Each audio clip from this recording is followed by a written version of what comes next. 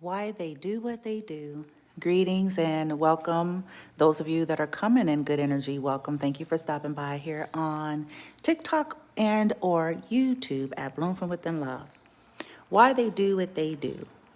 So I'm going to be sharing from a couple of gentlemen here. Okay, so let me add disclaimers. I'm not in collaboration with either of these gentlemen. They probably don't even know I exist. I do not know these particular gentlemen's lives, okay, whether or not they're holding up to what they talk about or not, and it's essentially not even my business. But the information in which they're presenting and sharing is relevant and helpful.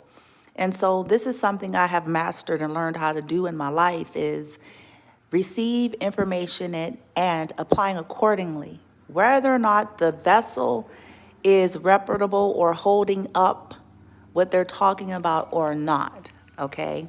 Now, so we're going to come from the position of why they do what they do first, meaning men or women, why do they overly, according to this man's title, overly criticize you? It's classic in narcissistic relationships or any type of toxic abusive dynamic. Okay, I haven't even pushed the button yet, but I'm gonna let the gentleman speak. Okay, and I am going to probably move through as to not share his whole video. I'm not here monetizing this. So this is essentially for information purposes only, and so that you all can hear another voice even here at Bloom from Within Love, okay? So here we go. Critical. Now, there's about 5 reasons why a guy's going to get to this point, and especially in a serious relationship. It can happen in the beginning, but the first reason why is because of projected stress. And I'm gonna be real with y'all. This is like best case scenario. If a man is criticizing, and let me be very real, fellas. Like y'all may think, oh, she need to toughen up. Like what you're doing is you're really shooting yourself in your foot. Ain't no woman gonna give you the best of her in an environment where you criticize every little thing, even if you are right. But a lot of guys end up in this situation because of projected stress. Their money ain't right. They're getting talked too crazy by their boss. Whatever. They feel like their penis is small. I don't know. Anything where they're going to put it on you. They're going through something, but they don't have the emotional intelligence to separate what they're going through from who they're going through it with. So they just blame everything on you. They point the finger at you, but it's a subliminal, passive-aggressive pointing of the finger. Now they're looking at everything you're doing and saying, "Oh, you need to pick up that bottle that's right there. Oh, don't you vacuum every now and then? Oh, you ain't gonna do your hair today. You coming to bed and you gonna sit here and do all of this moving around while I'm trying to sleep." On a subconscious level, they're starting to blame you for what they're really stressed out about. And this is where, as a woman, because I want to give you guys how to deal with it, this is where, as a woman, you got to have boundaries. You don't need to engage and start arguing back and forth with a guy who's doing something like this. Honestly, all you're going to do is feed the flame without getting anywhere. You're just going to feed the flame of stress without getting anywhere. And he gets to blame you even more. She can't take accountability. He needs to have emotional intelligence. You need to have boundaries, and you need to communicate those in terms of, hey, I'm here to support you, but I'm not here to be your emotional puncher bag. If you want to talk about what you're going through, we can both work as a team to help, just manage this whole situation. Can't fix it, but I am here to be a listening ear. But you're not going to talk to me crazy. You're not going to do me any type of way because you're going. Pause, freeze frame. Okay, oh, Bloomy Bloom appreciates that statement right there in itself. This is something I have been talking about forever, okay? Again, whether it's a man or a woman. In his case, he is presenting, why a man is overly criticizing, of course, but take this as it applies, okay? And we're all guilty of this. And even as it pertains to our children and other connections, see, unless we become introspective, have understanding and self-aware, we fail to realize when we're operating like this. We're stressed out. Something is out of control in our lives, or something is not going the way we want, or we're, whatever it is, and we're bothered by it, we're irritated by it, and it's coming out and being projected to those that are near and dear or the closest to us. Okay, all of a sudden, everything is irritating. All of a sudden, the person can't even fucking breathe right. All of a sudden, You know what I'm saying? Things that maybe didn't even bother us, now it is. And that's because we're projecting some other issues that are going on. And we're all guilty of this. But what's important is learning this if we want to have healthy connections so that we can better manage ourselves, right? Like he's saying, don't talk to me crazy, okay? I'm here for you. I'm here to support you. I may not have the answer or solution to fix, but you are not. I'm not going to be your emotional punching bag. I'm not going to be your emotional garbage can because of what you're going through. You're not going to talk to me this way, and I'm not going to sit in here and tolerate, you know what I'm saying, abusive, energies because you're having a bad day, right? Do something. That's not what it means to be a ride or die. And if it was, I ain't trying to be no ride or die Me anyway. either. All right? Second reason why God will criticize every little thing that you do is because he's fighting demons. He's fighting demons. And a lot of y'all... And I want just to saw believe demons, 555 oh, on my it's too clock. spooky, too weird or whatever. Let me tell y'all something, man. Demons is real. Matter of fact, I don't know who I'm talking to. Put I down in the chat right now if you believe that demons are real. If you believe that a person... Pause, freeze frame. You all know that I don't get into the technicalities of this, right? Whether or not demons are real or not. I deal with things as it pertains to energy, right? I do believe that there are malicious energies and beings, whatever you call it, and then there are benevolent. However, you need to equate something, okay? Where somebody's energy is off, people that are in the energetic world, they recognize the fact that it has a lot to do with energetic systems and what we're attracting in because of the vibration, the programmings we're running and all of that. But at the end of the day, that in itself doesn't matter either, okay? When people are behaving maliciously, all we need to know is something wrong with that. And all we need to know is that we deserve better than that. We're not going to waste our time in our life trying to figure out, is it a legit demon or not? Hell, it may be, it may not be. But if they're doing some things malicious and they're not dealing with things that are on them or attached to them, or if somebody's not aware, then that could be dangerous to you. And to sit there and try to figure it out, and to even sit there to try to point it out. Most of the time, when we try to point out this kind of stuff to people, the defenses are going to go way the fuck up.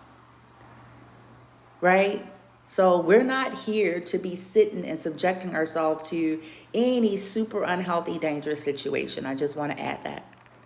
And this can be fighting spiritual battles, and like just by coming in their presence, you can tell, you can feel that something ain't right. And if you're not careful, because you stand in that presence too long, they can start making that your spiritual battle. Now they can start messing up your life. This is what happens when a lot of times you have sex with a guy, everything in your life was cool, your mental health was pretty decent, nothing crazy, but then after you start getting sexually engaged with this guy, all of a sudden, you confused about Guy or girl. emotions all over the place. It feel like you're on your period and you ain't on your period. You know, you got fears you didn't have and stuff like that. Your friendships start getting affected, your money going up and down. A lot of times it's not that you got a STD, but you did get an STD. You got a spiritually transmitted demon. And by dealing with somebody, being in close proximity with somebody who is spiritually unhealthy, they have no gatekeeper, they have no spiritual relationship, they don't do any type of prayer or anything like that, you can end up fighting them same battles. So anyway, a man may be criticizing you because they're fighting demons deep down. And that's him losing is going to make everybody in his close proximity fight them same demons. Yep. All right, another reason why a guy may be criticizing every little thing that you do is because he's unhealed and he's triggered. Okay, He's boom. unhealed. Now I'm going to stop on this one. I'm not going to finish out his whole video. Unhealed and triggered. I know we're hearing that a lot in the self-help community, but that's essentially someone, whether they know it or not, something about them is serving as some kind of mirror to something that's going on inside of us. And if we're not aware of it, we become reactive. This is where you all, I think I wrote a poem maybe a couple years ago that was entitled, "They Need You to Feel Small So That They Can Feel Tall." And that's essentially what it's about. People that need to overly criticize you, they need to be your professional critiquer of you in your life. And that's because you're triggering something inside of them.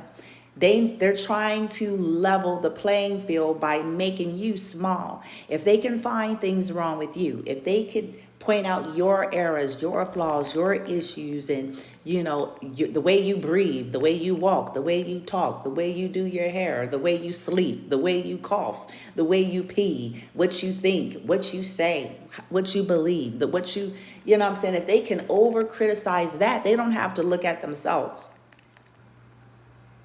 They don't have to look at the issues that are going on inside of them, which is they're not happy with who they are on some level.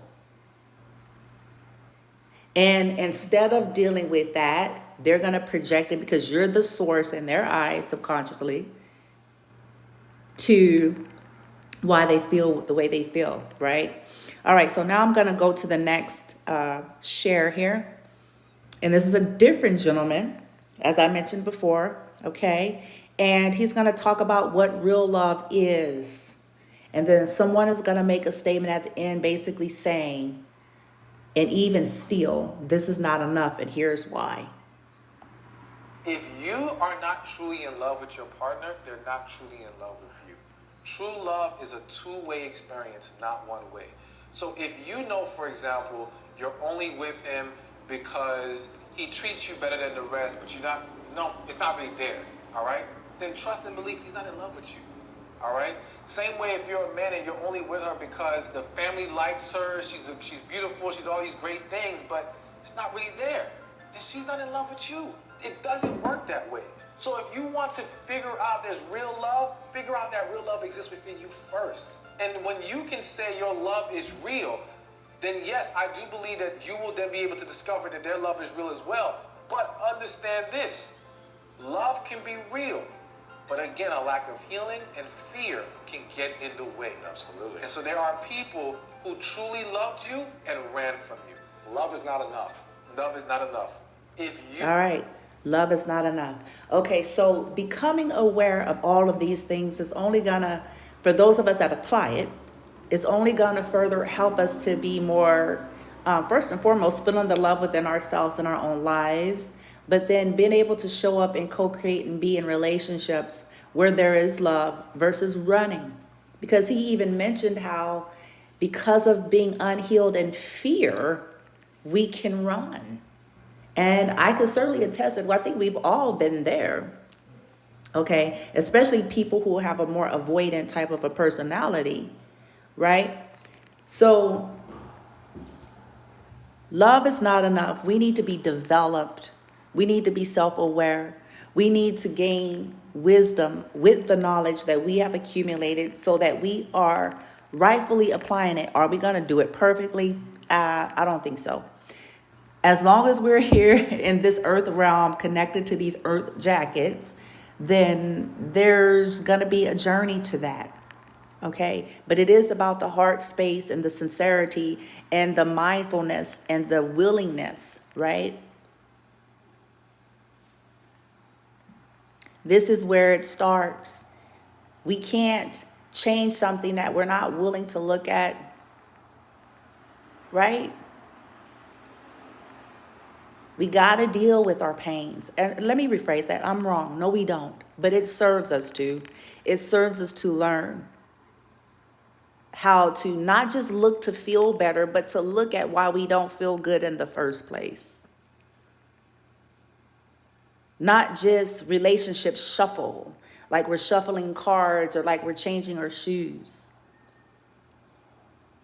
If I can get a fine or this and somebody who's got more of that and somebody, we all have had a tendency to do this clout chase. If I could run in this circle, boom. And sometimes it be more crazies in the circle that you think you need to run with. See, this is why it serves. And then we'll be able to evaluate people coming in, and without judgment, by the way. It's not like we'll end up sitting across the table and rolling our head and saying, you know what I'm saying? Teachers are doing this to get you all engaged and to be practical and make it realistic. But when we're applying this in our lives, it's not like we're sitting across the table And we're saying, you know what I'm saying, to the person, you ain't emotionally intelligent. Like, you don't, an emotionally intelligent person is not going to sit across the table and tell that person. They're going to be respectful, understanding life is a journey. And we're not here to course correct for people. We're here to course correct for ourselves and see if there is at least a foundational healthiness and readiness to have some kind of healthy dynamic.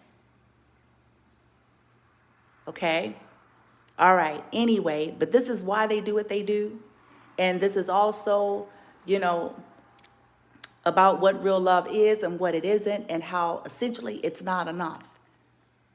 Are we healthy and self-aware enough? Have we dealt with whatever our perspective issues are enough to be able to experience love outside of ourselves with another person? All right, you guys, sending y'all love and light. Namaste.